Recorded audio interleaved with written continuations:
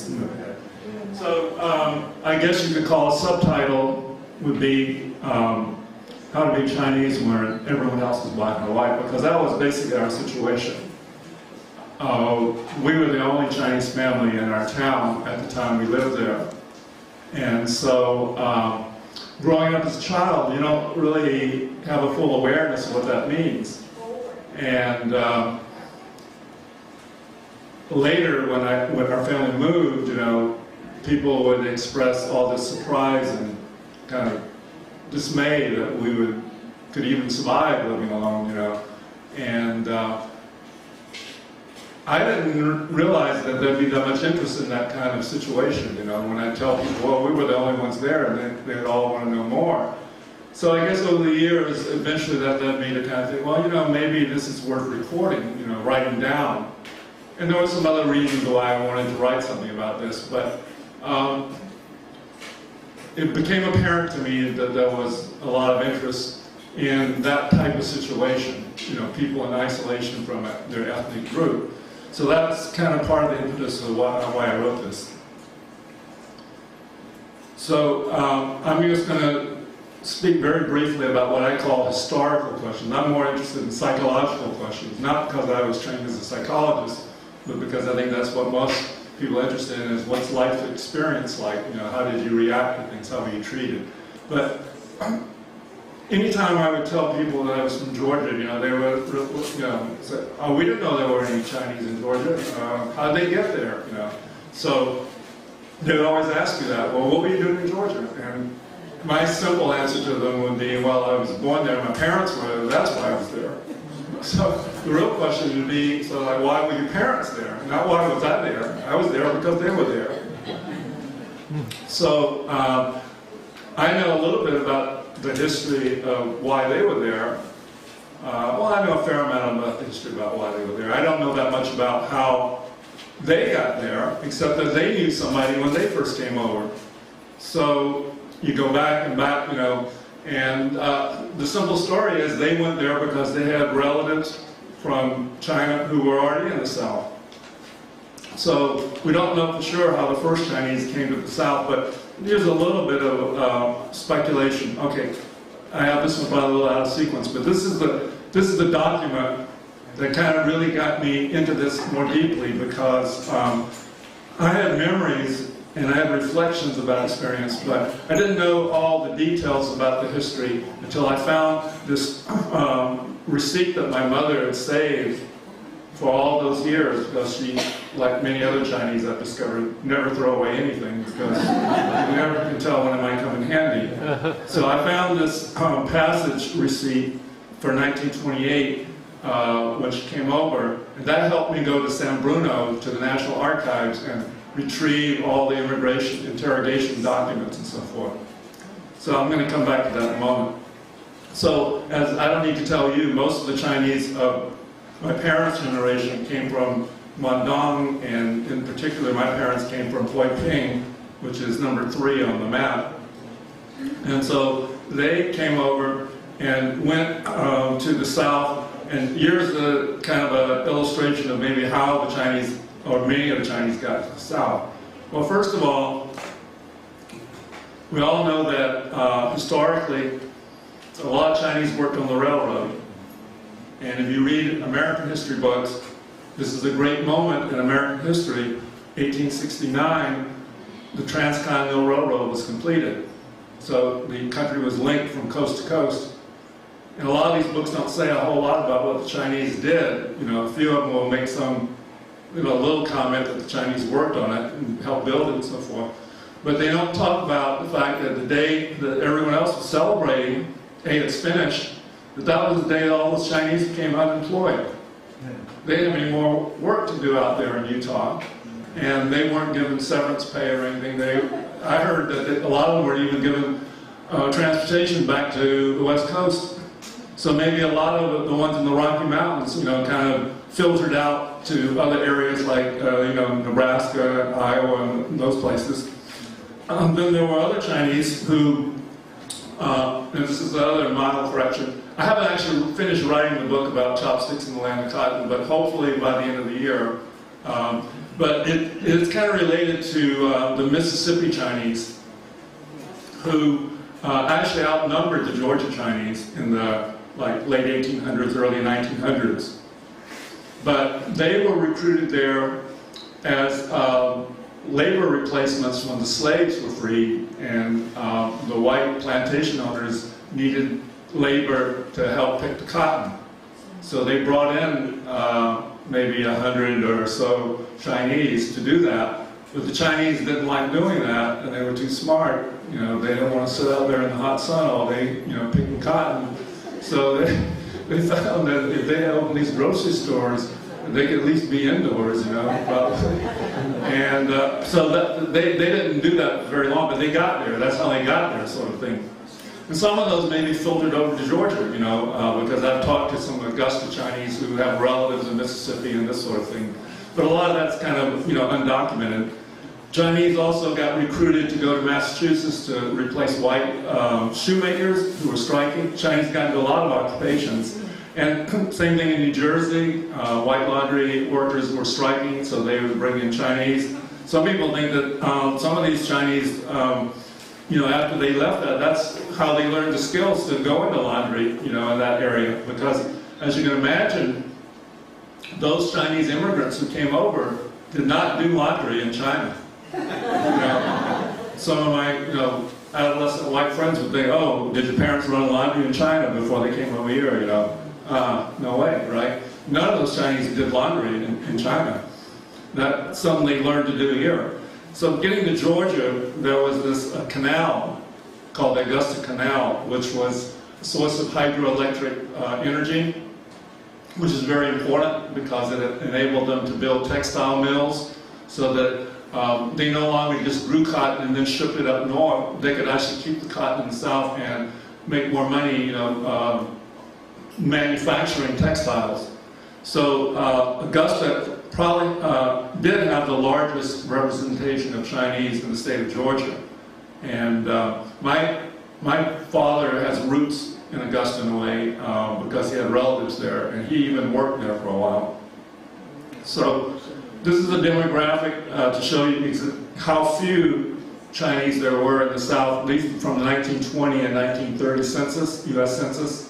So those numbers are less than 200 men in either state, women a lot fewer, and even at the maximum 1930, there's less than 450 men in Chinese men in Mississippi. Now, in case you don't know the geography of the South, here's a little representation. See, Macon is literally in the middle of the state of Georgia, right there. And all those little icons of our old 8.5-pound irons, those are where some Chinese laundries were that I know of. This is not to say these were all Chinese laundries in the South, but all these Chinese laundries were relevant to my family history because they were all run by relatives of my father in some sort of sense. Well, it probably goes back to my great-great-grandfather. But these were all cousins, brothers, etc. And I didn't get to know all of them, but I knew of them. I heard people talk about them, and I've subsequently met some of them. So, looking at my father's chronology, we say that he came from Hoi Ping, and in 1921 he came to San Francisco as an immigrant and stayed here for a short time.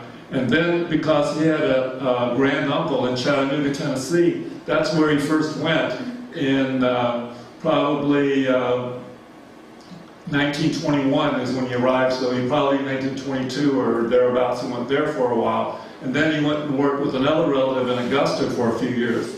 So he was in the United States as a single young man. And as many of you know, this is a prototypical model of immigration for Chinese. This is one of maybe a couple.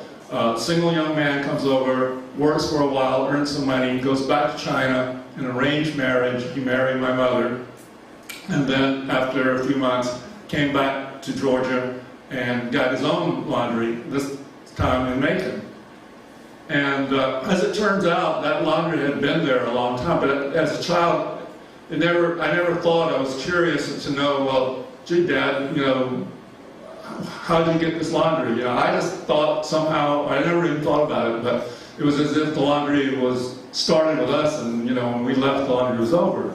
There was a history for that laundry, but I never knew about it until I started doing the research on this book. But as you can imagine, it's quite likely that there was some Chinese laundry there before, and maybe someone retired and then sold it to my father, and so he had a chance to go there. So anyway, he went there. Now, here's something that I also learned that I didn't know at the time, you know, I was growing up or anything. Later, when I was doing research on this, I knew more details about the Chinese Exclusion Act in 1882 against laborers. And so I thought, well, my father got in because he had a store, you know, he had laundry. But then I found out that laundry men were not considered merchants. They didn't have merchandise to sell or anything. They were considered laborers. So then I started thinking, well, how did my father get in, you know, if he's a laborer and they're not letting any laborers in? Well, I found this document that shows that when he was in Augusta, before he left, he became, quote unquote, a paper merchant. Just as we have paper sons, he was a paper merchant. He paid $500 and joined a partnership with 7 or 8 other people in a store in Augusta. He never worked in that store as best I can tell, but he had that piece of paper that said he was a merchant. And that's how he was able to, like, circumvent the exclusion against him being a laborer, because no one came and checked to see if he actually had a store. If they'd come to Macon and saw he was running a laundry, you know, he would have been in big trouble. But I guess apparently they didn't. So anyway, that's my father. Now, his brother, on the other hand, had a different model of history. And it's also very common, you know, maybe these are two of the more common paradigms and slight variations. But he came over, he's the younger brother, so he came over, but he was already married when he left China. He had a family, he had 3 sons in China. And like many Chinese, they left their families behind in China when they came to the United States. And there are probably a lot of different reasons. Some of them intend to stay forever. They plan to go back after a while. Some of them, it was considered more risky to bring the women over, and so they'd leave them behind. The mother-in-law probably had something to say with this too, and so, you know, the daughter-in-law stayed behind, and so forth. Now, as history, you know, shows us that, you know, there was political and war reasons why he couldn't reunite with them. So he was a bachelor, in effect, in Atlanta, Georgia, eventually. He came and he worked in Augusta for a while, and then he came down to Macon and worked with my father. My father helped him kind of get settled, and then he got a laundry in Atlanta, but he didn't reunite with his family until like about 1950. So he was alone, you know, essentially for about 15 years. And I see this common pattern with a lot of other Chinese immigrants of that period. In a sense, that was a kind of a fortuitous thing for me personally, because him not having his children with him, he sort of, I was like his surrogate, you know, child. So when he would come to visit us, you know, he would shower us with candy and gifts and stuff like that. So we were very fond of Uncle Joe, you know, as we called him. You know, I had more regard for Uncle Joe than I did for my father. You know, I have a hard time getting a quarter out of my father. Every time my uncle would come, he'd give me $1 every time he left. So I was very happy to see Uncle Joe. So this is a photograph of my parents in 1928 when my mother came over and when they were married. So remember, my father came over in 1921, and then he went back in 1928 and came over with my mother. And now, as I'm sure many of you know, the interrogation at Angel Island is quite intense, quite detailed. This is just a very, very small excerpt out of about 100 pages of single-space typed transcript of my father's interrogation in 1921 that I was able to retrieve from the archives. Actually, when I went to the archives, I was kind of, I'd say, pessimistic. I was thinking, oh, we can't find, this. It might not even be there. And I read about it and I went there. And when I had that ship passage receipt that I showed you earlier from my mother, I thought, well, that would help. At first, I couldn't find it because I used that date, and I thought that was the date that she arrived, and I looked at the ships that came in that day, and that ship didn't come in that day. But the archivists there and the people there are very knowledgeable and they're very helpful. So if any of you, have ambition to go there, you should try. You'd be surprised. So they point out that that was the date that she left Hong Kong, not the day that she arrived in San Francisco. So they got the ship manifest, because you need the ship manifest to find the catalog number for where they can find the records in the catacombs of the archive. And I looked at the manifest and I saw my mother's name there. It was kind of exciting, And then I looked and I couldn't find my father's name in there. And I thought, well, this is very odd. They surely must have come over together. How come my father's name is not on the ship manifest? And so anyway, they retrieved the records, and as I was reading it, they kept referring to someone named Ben Jung. And that was apparently my father's name that I never knew until a few years ago. His American name was Frank Jung, and so I'm looking for that name, but he didn't have that name when he came. It was, kind of phoneticized, but it was B-E-N spelled on the manifest. And so he was actually on the record, but I just didn't recognize him. So those are some of the little adventures you get when you do this type of research. You kind of have to be a little flexible and adaptive and try to figure out what's going on. So anyway, in this part of the transcript, which I kind of underlined some red parts because they really stood out to me when I was reading this. It's kind of a eerie kind of thing. Here you are reading these records of your father when he first came over all these years earlier. And so you have this vicarious feeling that you're like in the room watching or listening.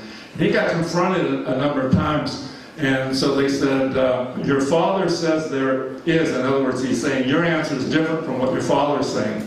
My father says, I'm just telling you the truth. And then later on, about in the middle, the interrogator says, your father doesn't say so. And my father says, well, I'm telling you the truth. And then you see down again, they confront him again. Are there any water buffaloes? My father says, no. Your father didn't say so. And my father says, I'm just telling you the truth. I didn't see any while I was there.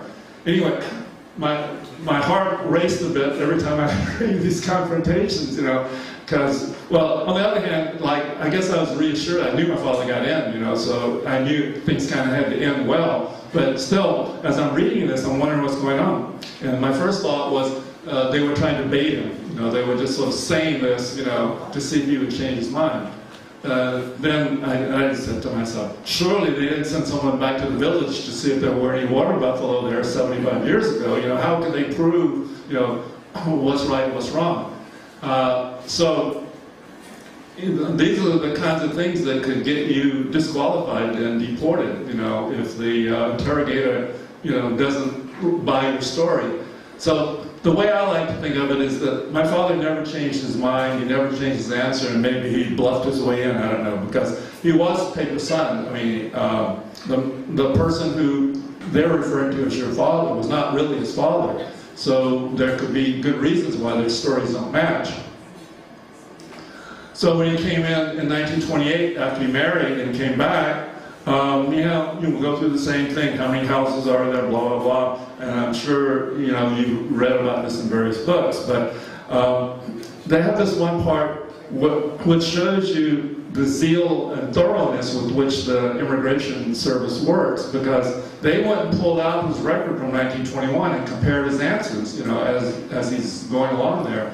And if you had other relatives who came in, they'd go and pull all those out too and cross-check them.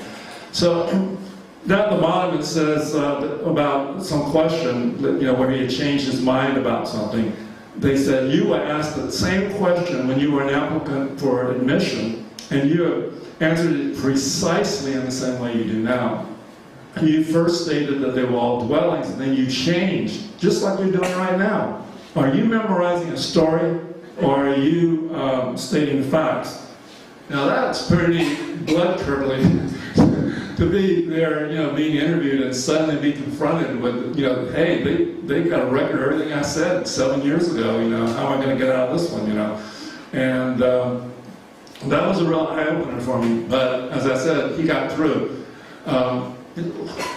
Years later, I actually went and found the records for my Uncle Joe, and I was reading his, and his paper said that he came from Hong Kong, which he did not come from.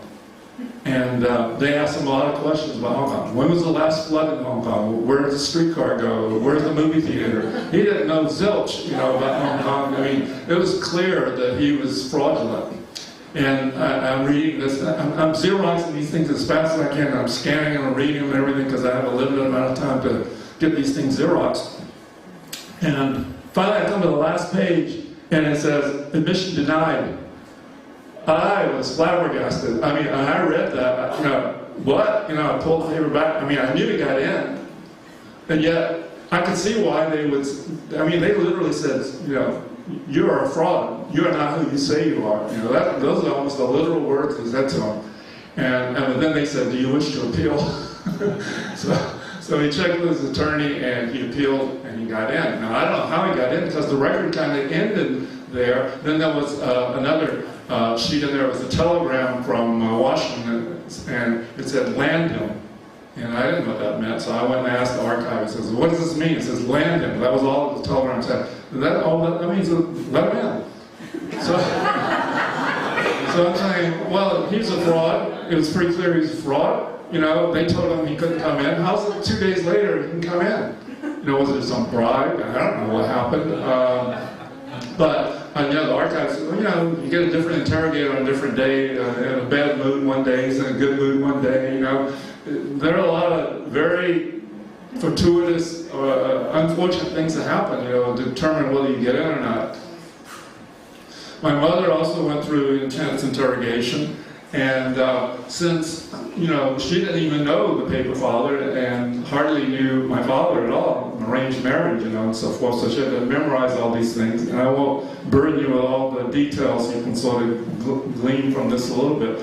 But there was one part where they showed her a photograph of her alleged father-in-law, and they asked, who was this? And she said she didn't know. And said, well, how is it that you lived in this house for like 4 or 5 months and you don't recognize your own father-in-law or something like this?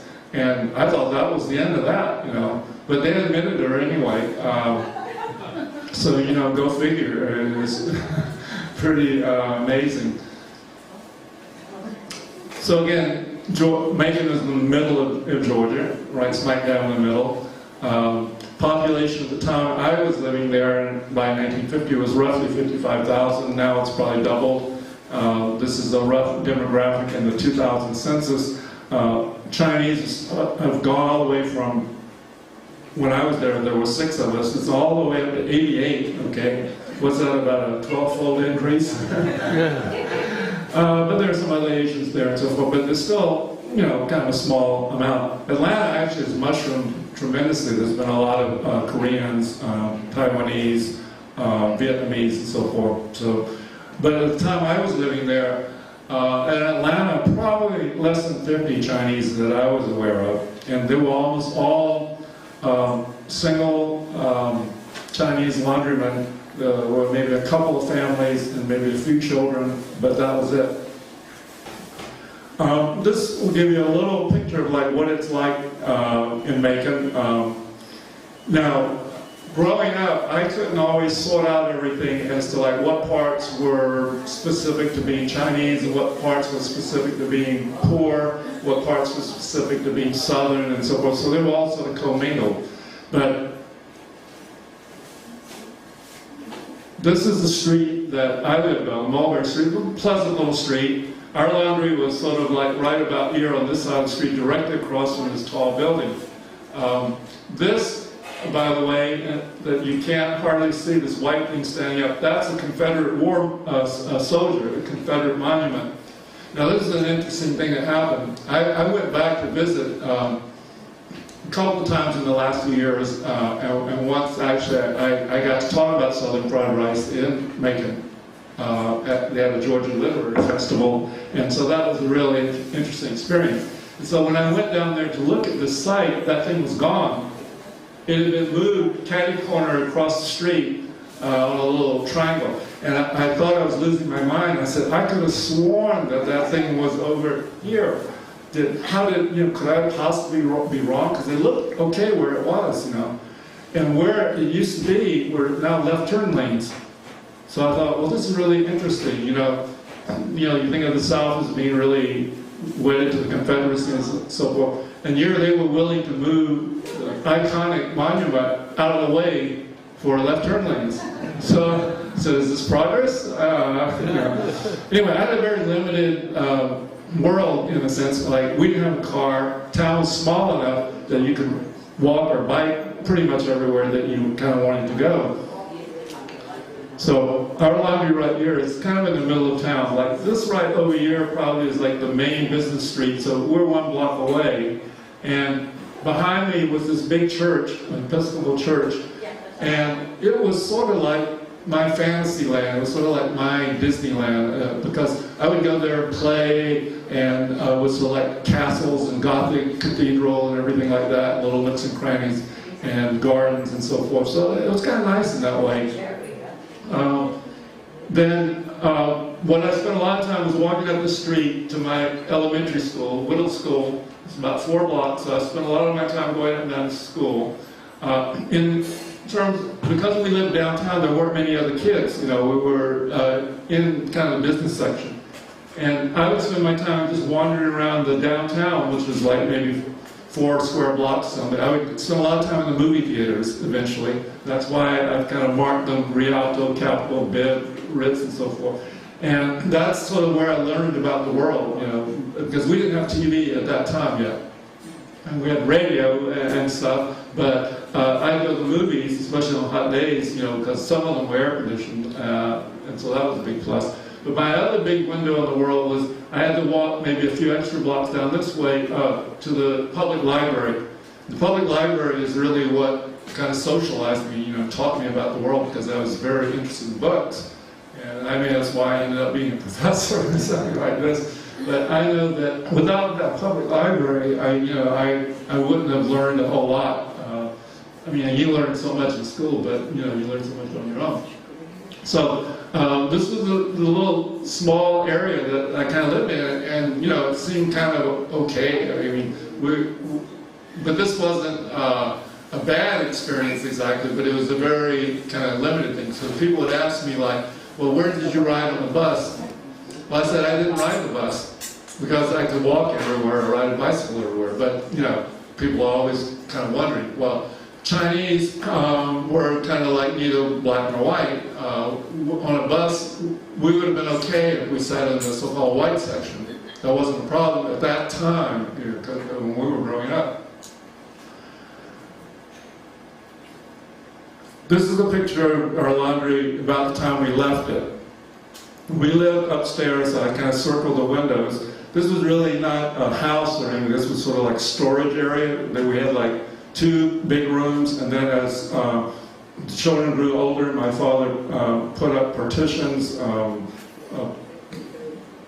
He went and got sort of like the equivalent of drywall, but they didn't actually have drywall, so he partitioned the rooms so there'd be 4 rooms so there'd be more privacy. We didn't have anything. We had like a sink and a stove, a little small 2-burner gas stove, and we had a refrigerator.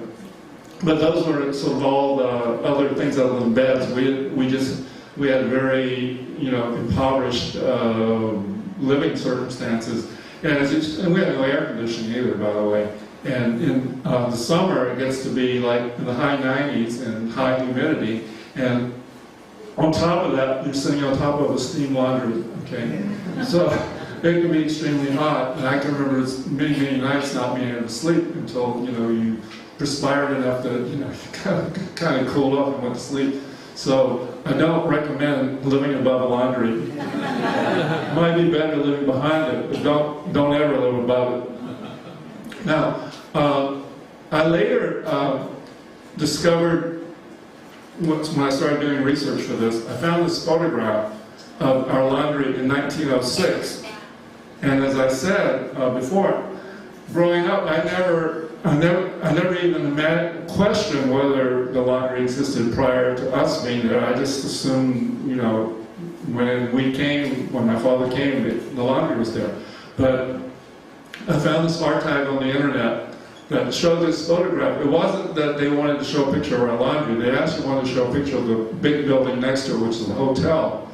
And that hotel is where I would go in there and read all the comic books until they threw me out. And then I'd eventually buy one, maybe. But when I grew up, they had torn down all those balconies, sort of French-style balconies out in front. So when I first looked at this picture, I thought it was a mistake, you know, that it wasn't it. But once I saw those 3 windows and that little white sign, which I think physically is the same sign that we had in front of our laundry, that sign and this sign, but maybe repainted because 50 years probably need to repaint the sign or something.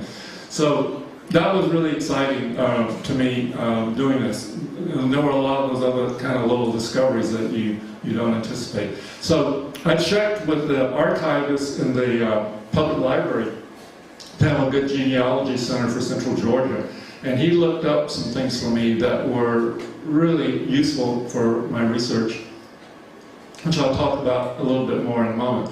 So people ask, well, you know, like what was life there for us? Remember, we were living there before the civil rights movement really got going. We left just before, you know, there became activism. So in those days, it was a sleepy little town. Jim Crow laws prevailed.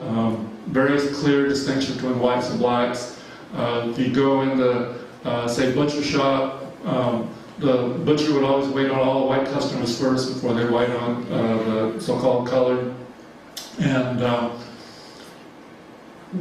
in restaurants, there were separate restaurants for whites and coloreds, but white restaurants, realizing they could make money, could sell to the blacks, but they just couldn't let them come in and sit in there and serve, so they would create a takeout window. So they were one of the early runners of, you know, drive-through or whatever. You know, it's like, okay, you can't come and eat here, but you can buy the food. When I was a kid, I was very interested in baseball and so forth, and I remember how exciting it was. The Brooklyn Dodgers, in those days now, the LA Dodgers, were coming through exhibition season. They were going to play a game against the local minor league team. I kind of hesitate to give the name of our team. It was the Macon Peaches. But, you know, really ferocious sounding name for a baseball team. And my wife likes to make fun of our high school was named after Lanier, Sidney Lanier, who was a famous poet in the South. So the football team, all the athletic teams were called poets. So here comes the Lanier High School football team, the Lanier High Poets, are coming onto the field and they're just dancing out into the field. We had a very poor team. We almost lost all our games. So where did, you know, Chinese fit in at least Macon?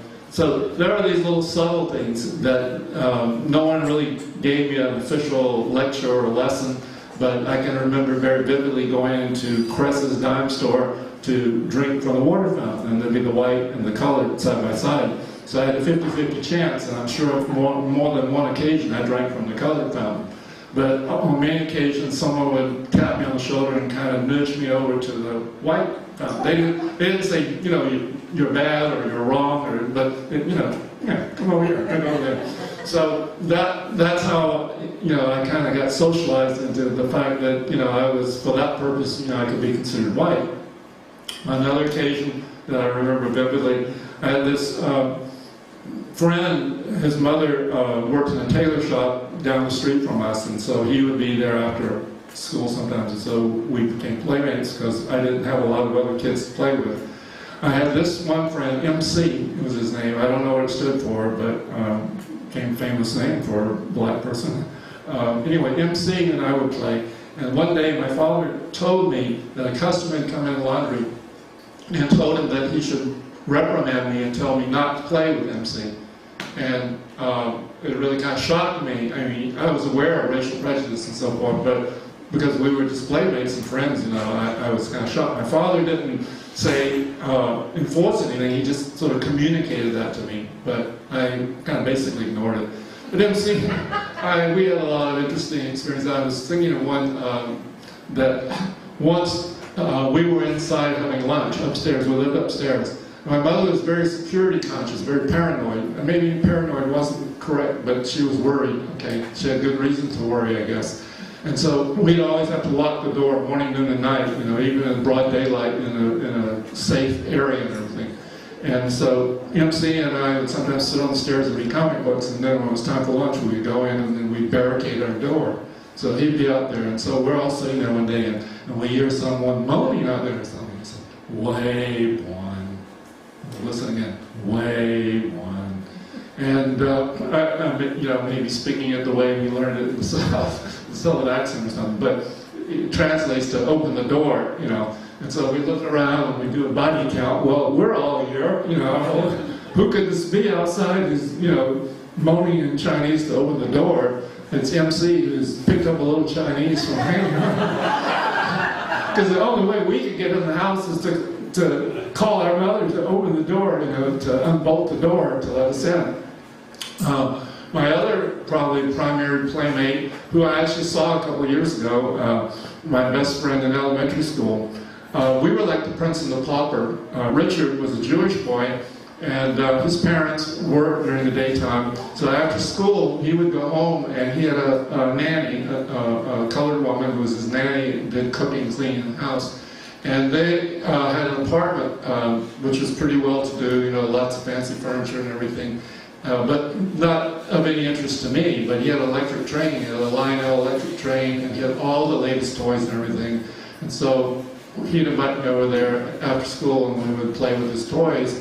And so, you know, it was kind of one extreme to the other. Sometimes his parents would give me a ride home in their car. I mean, it was the only time I rode in the car for a long, long time because we didn't have a car. It wasn't much of a ride, it was like 3 blocks, but it was still kind of inside. So, but you know, it was sort of like, I didn't have any Chinese to relate to, so I would relate to whoever I could, you know, which was kind of understandable, I guess. So in terms of like access to, you know, public facilities, for all practical purposes, no one gave us any problems. We went to white schools, we went to the white movie theaters. We could have gone to a white restaurant if we'd been inclined, but we never went to a restaurant because my mother did all the cooking in addition to everything else, working the laundry, bringing up children, and cooking every meal.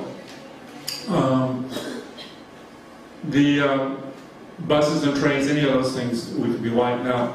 In Mississippi, on the other hand, if you were Chinese, you couldn't go to a white school until about the late 1940s, early 50s. They were still more segregationists there, because part of it was they were worried that some of the early Chinese had children with black people. And so, under the theory of one drop of blood, you know, so they didn't want black people into the white school, and so if they let Chinese children into the white school, they were worried that some of them would be actually integrating their schools, you know, well before Brown versus Board of Education. So they just said, you know, no Chinese allowed. Okay, here's some evidence about how Macon was like, well before my parents came. This is 1910, a news article that my librarian friend, I call him friend, at the time he wasn't my friend, I didn't know him from anyone. It turns out that when I went there to this Georgia Literary Conference, I went to meet him because he had been so helpful. I wanted to meet him in person. And he whipped out my junior high school yearbook, you know, which I had a copy of, but he shows me that his father had been a year behind me in the same school. So that was kind of a real surprise when we had that kind of connection. So anyway, he sent me this article that came from 1910 local newspaper, which just simply tells you that the local white school had denied admission to this Chinese girl because she was an alien. He sent me articles about how the local newspaper would try to explain to mostly, I guess, the white people what it was that Chinese people are like. So they have events like Chinese New Year, and they do some strange things. They eat curious edibles. This talks about how they're going to, all these Chinamen are going to gather in Stanley's Laundry and have a general blowout in the eating line on New Year's Eve, and so forth. And when I first read this, I kind of thought, well, this was really kind of, racist in a way, kind of mocking Chinese and so forth. And I thought maybe it was specifically Southern. But later I read, even in the New York Times, this was the way journalists wrote when they wanted to be pseudo-anthropological, that they would sort of take this sort of air of superiority and kind of diminish the curious things that other peoples do, rather than accepting them for what they do.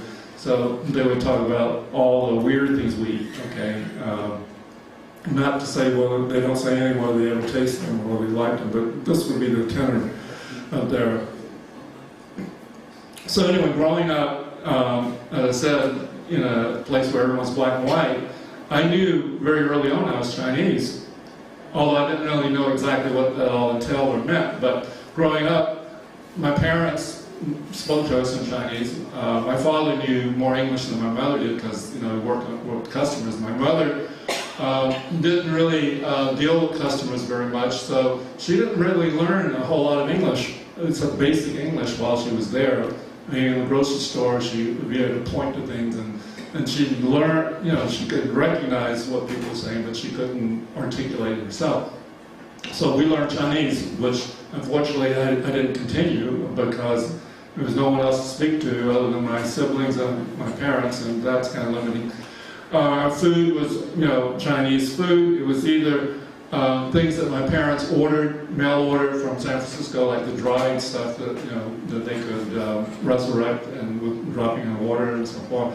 Or she would adapt local things and cook them, stir fry and Chinese style. But we didn't know a whole lot about the more exotic things. We didn't know anything about like dim sum or anything like that.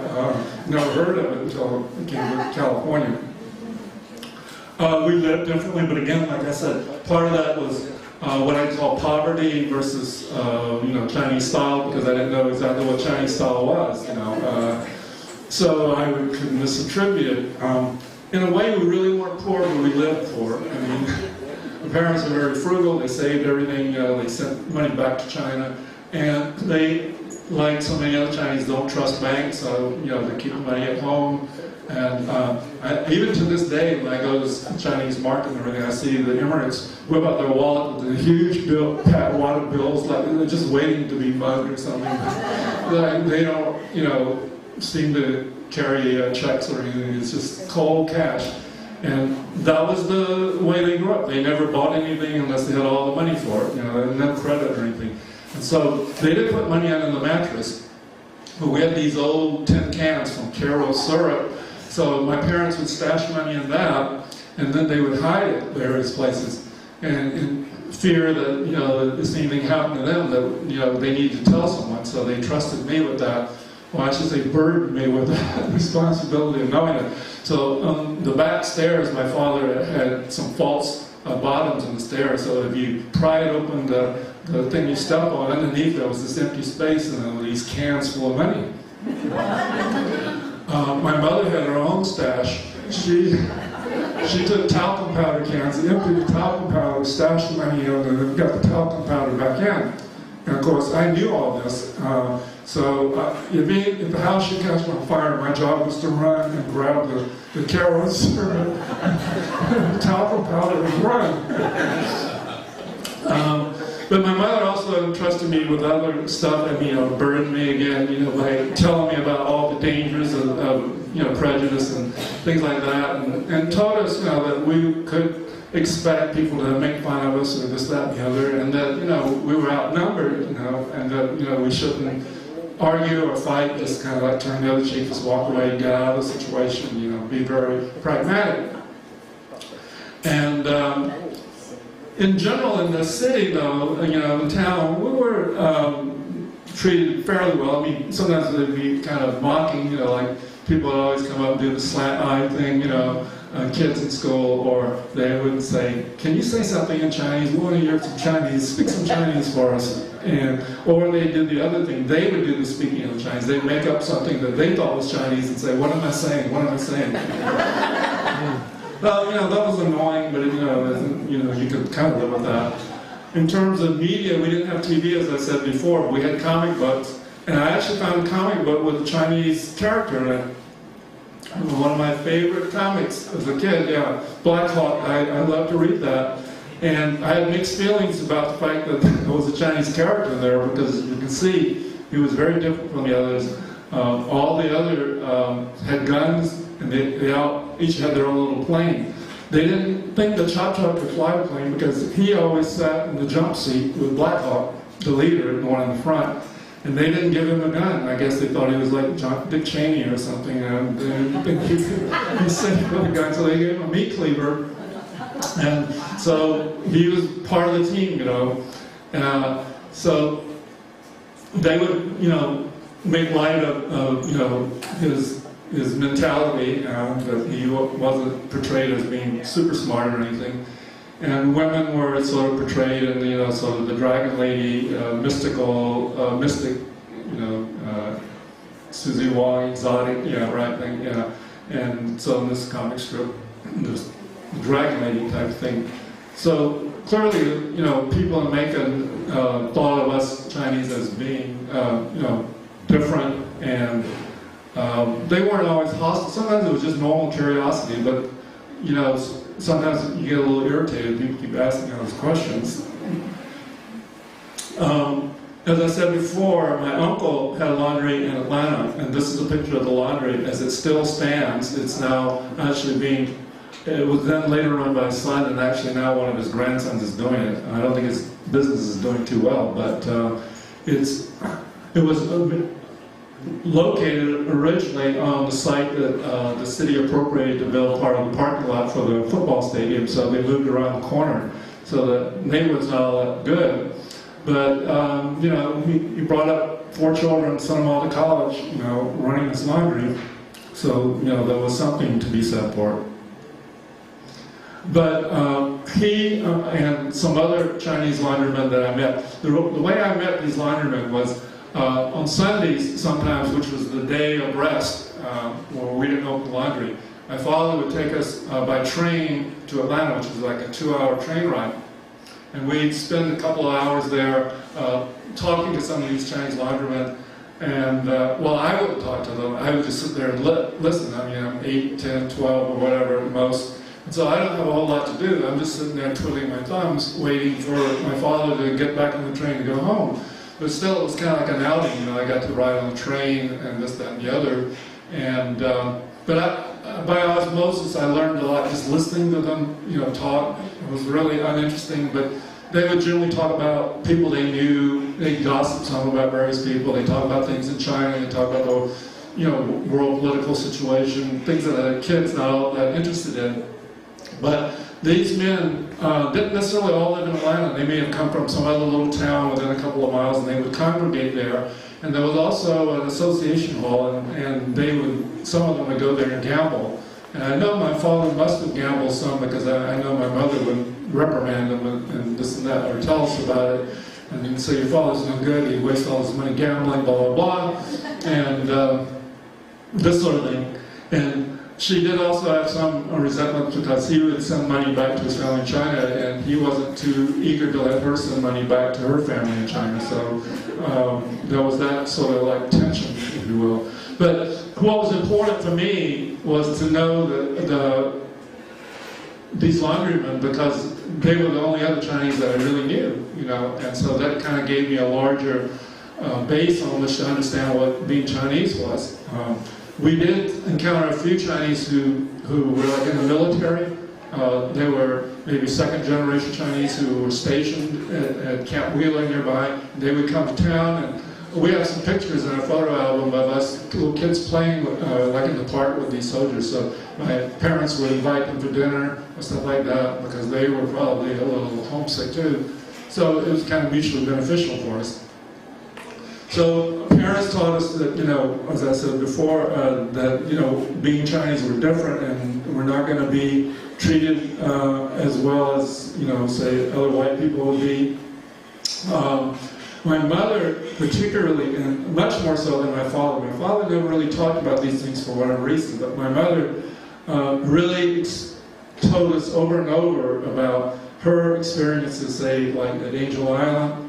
She had a very unpleasant experience there, not the least of which was the interrogation, but she also had ringworm, and so she was hospitalized for a few days and obviously not feeling very well. I think she attributed that it was the medicine they gave her that made her sick, which may not have been entirely true, but it was still a very negative experience. And so she would tell me about these things, about how the Chinese were not allowed in, and how they had all these questions, and they asked all these questions about the village and this and the other. And I just thought she was exaggerating when I was a kid. I can't be that bad, this is America, right? And then later I found out, what she told me was like what I read from other documents and stuff.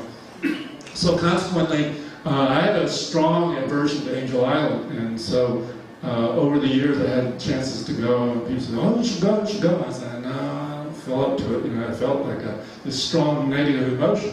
Until actually yesterday, because my friends, Joe Chan and Liz Chan, who are both here today, they're docents there, and they were very kind to invite us over, and we went over and got a wonderful tour, and as many of you know, it's going to be reopened in, 2010? February. Yeah. So you should all make special attention to that because you're very close by, and if you're fortunate, you'll get the chance to give you a tour.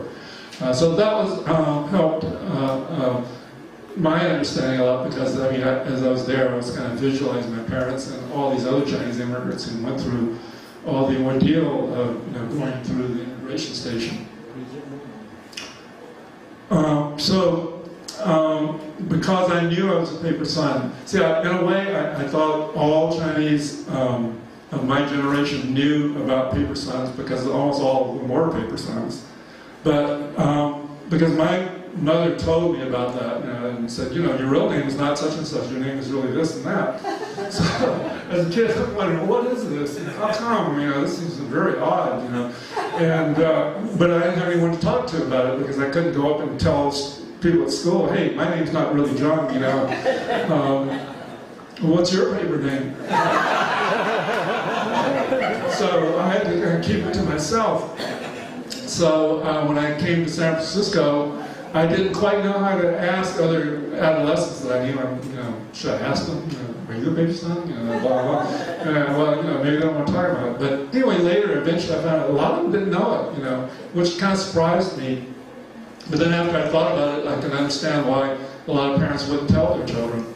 But my mother lost no opportunity to tell me about it. She really hammered it in so that I was very defensive and aware of that.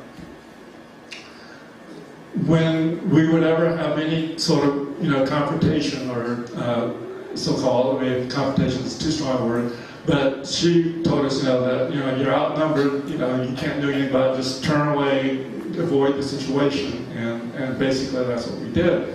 On the other positive side, they did teach us a little bit about Chinese history. When I say culture, I don't mean in any great detail or anything, but we learned enough to know that our heritage was very strong, and that our background, there were a lot of things to be proud of. So even though we had no direct contact with that, I think that was very, beneficial. So kind of as an overview, I'd say, definitely sometimes, you feel a little kind of out of place, especially because there's no other Chinese there. When we would ever see a Chinese anywhere, you almost do a double take, try and look, and then in the South, if you ever see another Chinese person, you have to go talk to them because it'd be rude otherwise. If you're in San Francisco, you see another Chinese person, you're not going to go talk to them. They're all over the place. But in the South, it was a rare event, it was like a sighting, Say, gee, I went out of town, I thought I saw a Chinese going down the street. So we didn't have a lot of people to relate to. My parents were extremely isolated. I mean, for us kids, it was a little different because, you know, we at least knew English and we could go to movies and stuff like that. But my parents really didn't have any social life. They just worked all the time and then just rested and then worked and stuff. So I didn't really always like being Chinese. I mean, I kind of sort of said to myself, it's just so unfair. How come I couldn't either be black or white? I mean, the Chinese is like, you know, you're just by yourself kind of thing. But looking on the positive side, or, you know, you can say, well, you learn a lot about solitude, you learn a lot about reflection and looking at things and analyzing things. There was this one occasion, I guess we'd say, that being in Chinese in Georgia and Macon was good, in a sense. They even wrote a little article about us in the local paper and took our picture. This was on the occasion when Madame Chiang Kai-shek came to get an honorary degree at a local women's college, Wesleyan College. And it was a very, very hot June day. You can see I'm wearing these short pants there. And they dragged us out because it was a photo op. They said, Madame Chiang Kai-shek's coming to town. Oh, I hear there's some little Chinese children downtown. Let's bring them out. Line them up as part of the ceremony. I asked my older sister, did we ever meet Madame Chiang Kai-shek? And he said, no, she never even came and patted us on the head or anything. But we were whipped out there for a, you know, show. And this is the other part of the article I showed you earlier about the girl who was denied admission in 1910 to the school in Macon. Not only did they deny her admission in 1910, but in 1943 they misspelled her name as Miss Spoon.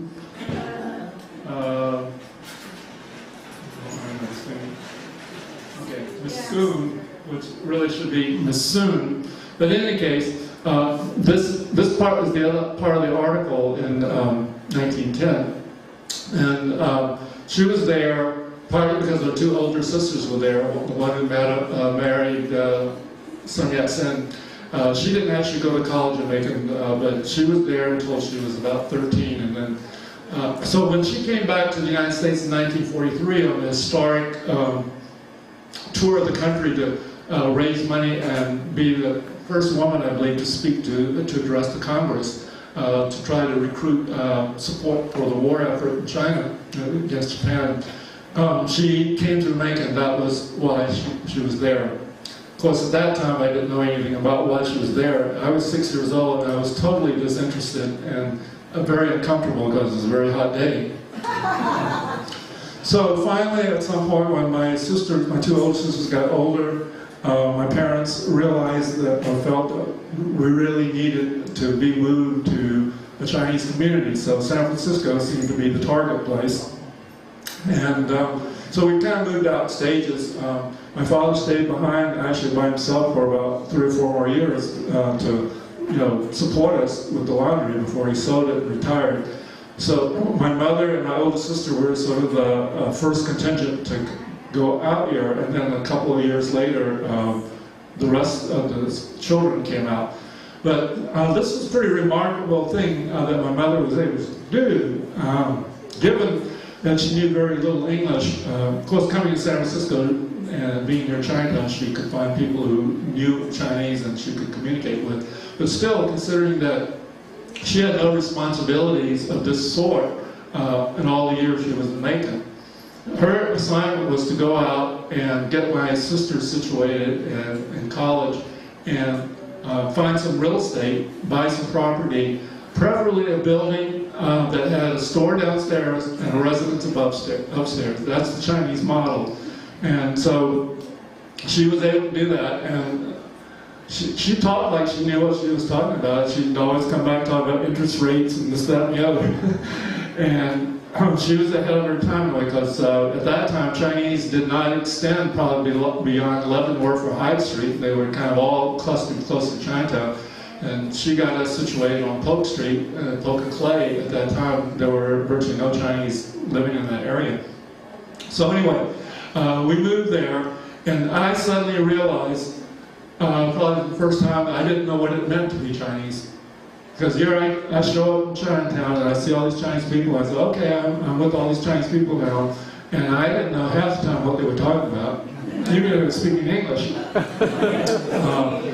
I didn't know anything about Chinese etiquette or customs, or, very minimal. I think once on one occasion, my father had these teeny little firecrackers, and he fired them off, I think on VJ Day or something. Not anything to do with New Year's. We didn't know anything about New Year's. So I come to San Francisco, and so I go to Lowell High, and I meet these Chinese students, Chinese American students, and they say, "Oh, where are you from? Georgia. What are you doing down there? How come y'all, got stuck down there? Blah blah blah." And how would you like to join a Chinese student club? And I thought to myself, Chinese student club, what is that? And I said, I'm thinking to myself, well, why would you have a Chinese student club? I mean, we didn't have one in Macon. So it was totally new to me, and so I thought, okay, I'm Chinese, I'm a student. So in a way, I kind of wanted to be part of them, but on the other hand, I kind of felt a little uncomfortable because I wasn't used to that type of self-segregation. I mean, I was used to being segregated by other people, and I had no opportunity to cut myself off. But I wanted to, learn about, Chinese and so forth. So I kind of gradually learned that. Shortly after I got here, my mother said, you need to learn to read and write, so you need to go to Chinese school. And I knew a lot of these people told me that, they went to English school in the daytime and went to Chinese school around 5 o'clock. I was really demanding. So she sent me to this church, and we had like 5 students in the class. The others were 6 and 7 years old, and I was 15. And I was about 6'2" by that time anyway. And so these little kids were writing circles around. And I don't think I lasted a week, and I just dropped out. So there was a lot, little adjustments I had to make. So on the one hand, I wanted to be liked by these Chinese people who I had never been in contact with before in such numerosity, especially at my own age. And I was reasonably accepted, partly as a curiosity, and also maybe they all liked me because I was tall. They all wondered how I got to be so tall, and so I was sort of like the freak show or something for them. I don't know. So that kind of helped a little bit. But then I had the question, how much did I want to, just identify only with Chinese? But that was the way people did it then, so, I kind of fell into that pattern. Now, going back to Macon for a moment, when my father finally left, like 4 years later, after we had left, the local newspaper actually wrote an article about it, which was kind of nice. And when I first got a copy of it, I kind of laughed about this headline, "Not a Chinese in a town for the first time in a century." Well, first of all, it really struck me very odd. I didn't know there were Chinese there 100 years ago. And then why would you write an article about it? I was thinking, are they happy that they're not? Or are they sad that they're not? And so then I started reading the article. I really started laughing because I underlined a few things that I thought were very strange, because I had never heard of any of these things before. So talked about my father coming to America and saving up money and everything, and his father was already. Well, my grandfather never came to the United States, so this is fabricated. But to understand this, I guess he was trying to make this consistent with his paper father, because his paper father was here. So he had this story that he had kept in his back of his mind for some 25 years or so. Then it really got hysterical down in the middle when we talked about he saved up enough money to go back and marry his childhood sweetheart. Well, who was she? I had never heard that story. I mean, my parents didn't even know each other until he went back, and I knew that for sure, So this seemed odd. And then this last part about the Reverend Burt, he's the one who brought the Sung sisters over because the father trusted him as a missionary to look after his daughters. He would take the little Johns to Sunday school. Well, that's partially true. He never took me, I can tell you that. I know, I was maybe too young. I took my sisters maybe. But then when I talked about my parents being devout followers of Confucius, I was really rolling on the floor. Because I knew that wasn't true. And as an example, maybe I shouldn't give this example in the church, but I remember as a child, on Sunday morning, I would hear the church bells ringing from the Episcopal church behind us. And I don't remember exactly my age, but maybe 5 or 6 or something, and I'd say to them, what are they ringing all those the bells for, you know? My father said, oh, well, that's the church. The church is calling people to come to church. So I'd say, well, how come we're not going? So my father had an answer. He said, well, that's for Lo-Fi. He said, they're evil during the week, and they need to go and confess their sins on Sunday. And so we don't need to go because we're good all week. So his reasoning was impeccable, I guess. I didn't argue with him, I just accepted it, but I remember that quite vividly. So when I read this thing, I never heard my parents talk about Confucius at all, but a part of this is, people who are well-intentioned, they like to be helpful, and I know that customers would come in and give us books or pictures of religious nature and so forth. So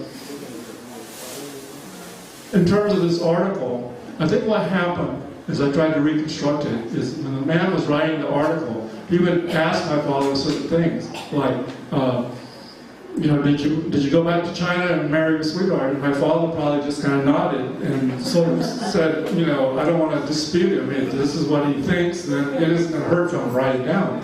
But my father didn't actually say that. I think it was the American, model of romance that led to that question, and my father just disagreed with, and so forth. So when my sisters came, they adapted much more readily. Southern accents are really good on females. It really makes them extremely more attractive. But for guys, it's not good. So if I had to sort of look at how I had to deal with things, when I was around white people, so to speak, I had to deal with questions like, am I white, or because there was no one else around, so I had to be as white as I could be, so they would accept me. So I had to assimilate. But then on the other hand, every once in a while they look at me and they say, "Oh, he's Chinese. He must know all about this Chinese stuff. So let's go ask him to read this, or translate this, or demonstrate kung fu, or show us something about some Chinese concept." Of course, I didn't know any of that stuff, so I couldn't really explain it. So then, when I got in the other situation, I came over here and I was surrounded by Chinese people, so I had different problems. So I had to figure out, well, can I pass this Chinese? How can I not be conspicuous? And how can, I avoid getting rejected by Chinese? Because it was pretty clear to them I was an imposter. So I didn't know enough about Chinese culture. So I became Chinese while I was in high school and college. And then for the next quite a few years, in a way, I kind of found myself in the areas where there weren't very many Chinese at that time. Times have changed now. But like when I went to graduate school in Illinois, when I taught in Long Beach, when I taught in Toronto, I returned to the world of mostly white, and in some cases black and white, but there weren't too many Asians around, so I had to kind of forget about my Chineseness again for a while, because it wasn't that functional. So that's the problem that you're in. You're sort of this, you're not this, you're not that. From my perspective, the way my early experience was. So, I had to sort of learn to look around, see around. Oh, they're all white people. Okay, now I'm white. Okay, they're all Asian. Now I'm Asian. So you had to code switch. And I think that's kind of what I did. Now, interestingly, now that I retired from teaching and so forth, and I started thinking about my growing up in the South. My original intent was to write about my mother when I wrote this book, because of all the difficult life that she had and all the respect and admiration for all the things that she went through. Even though at the time I was growing up, I didn't always appreciate it. So it turned out that I got advice, and it was good advice. They said, you can't write this book about your mother. Your mother can be a character in the book, but the book has to be about you. And so that's where I had to sort of change. And then it became this Southern fried rice thing. And so, at the time I wrote it, I have to say, I really wasn't sure how useful it was going to be. It was sort of like, therapeutic or whatever, you just going to write this down.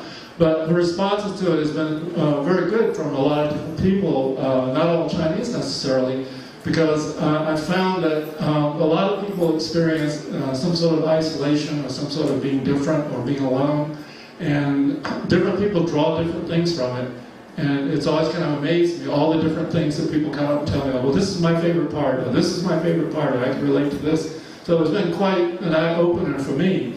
And so what I've been sort of telling people, I said, you know, it's really kind of interesting how I was Chinese and then I wasn't Chinese, and now as I'm, you know, doing all these books, I've suddenly become more Chinese than ever. I mean, I've learned a lot about Chinese history, and I found that it's very valuable because there's a lot of things, well, like this, because I'm in a unique, relatively unique situation, being one of the few Southern Chinese of that era, and who's writing about this, and I kind of felt that if no one wrote about this, then after it's, you know, we're all gone, then there won't be any record of it. And so I felt like it was useful to do that.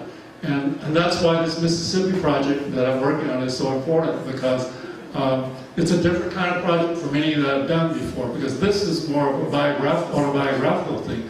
Now I'm dealing with a lot of people who, unlike the Laundry Book, in the Laundry Book everybody I dealt with has already gone on, virtually. So in the Mississippi book, I'm dealing with a lot of people who are still alive and who have lots of stories to tell me, and who are, you know, just showering me with information. I'm almost information overload, but it's pretty exciting, and they have this sense that they really need to get, you know, more of their history told. So I feel very fortunate to have gotten in good with them in that regard, and so that's the background of the book, and I appreciate your attention, and I'd be happy to answer any questions.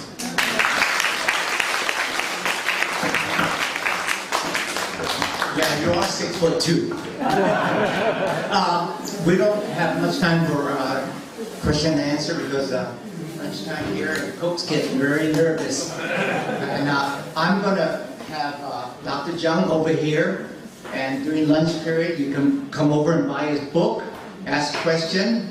And I'm sure that he has time to answer that.